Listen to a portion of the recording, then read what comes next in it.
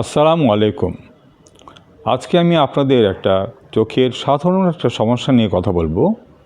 যে সমস্যা নিয়ে রুগীরা সাধারণত আমার চেম্বারে আসেন, সেটা হচ্ছে চোখের পাতিতে, উপরের পাতি বা নিচের পাতি আপনারা দেখবেন যে ফুলে যাচ্ছে, একটা গুটলির মতো হয়ে যায়।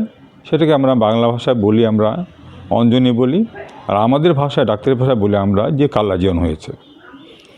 অনেক সময় এটা কোনো ব্যথা থাকে না, প্রথমত একটু সামান্য ব্যথা হয়, ভার ভার লাগে এবং ফুলে যায়। অনেক ক্ষেত্রে হয় কি এটা ইনফেক্টেড হয়ে যায় এবং তখন খুব ব্যথা হয় এবং এটা তখন রুগী তাড়াতাড়ি ডাক্তারের চেম্বারে আসেন, এটা আমাকে ঠিক করে দেন।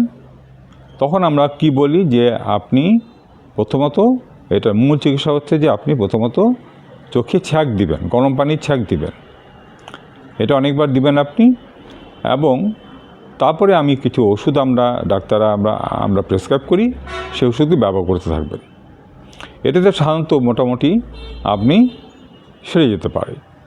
সাধারণত হয় কি, চোখের নিচে এবং উপরে পাতিতে আমাদের কিছু ফুটো থাকে, এটাকে বলে আমরা মেবোমিয়ান গ্ল্যান্ড।